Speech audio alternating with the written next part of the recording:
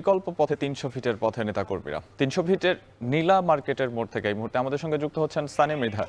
সানি, সেখানকার পরিস্থিতি কেমন এবং নেতাকর্মীদের ভিড় কেমন, বিস্তারিত জানাবেন।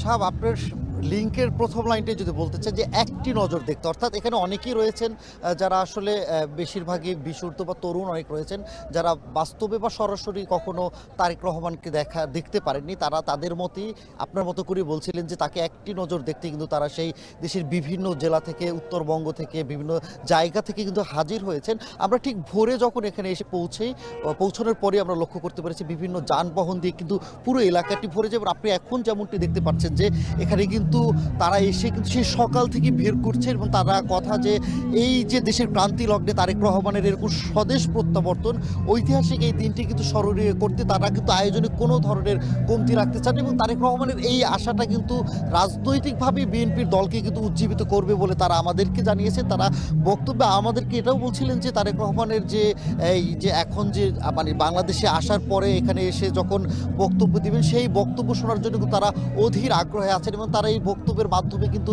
দলকে আরও উজ্জীবিত করবে বলে তারা আমাদের কাছে প্রত্যাশা করেছে। যদি আমি বলি যে গতকালকে থেকে যেহেতু আজকে সমাবেশস্থল ঘিরে কিন্তু পূর্ব ঘোষণাই ছিল যে বিএনপির ভারপ্রাপ্ত চেয়ারম্যান তারেক রহমান যখন আসবেন তিনি ৩০০ ফিটের সংবর্ধনা নিতে কিন্তু সিনিয়র নেতারা যে সংবর্ধনাটি দিবেন সেই সংবর্ধনা নিতে এখানে আসবেন। সেই ধারাবাহিকতায় কিন্তু তারা বিগত কয়েকদিন ধরেই প্রস্তুতি গ্রহণ করছে। বিগত ৩-৪ দিন ধরেই কিন্তু রাজধানীর কিন্তু সারা দেশ থেকে লোক সমাগম বিএনপির নেতাকর্মী আসতে শুরু করেন।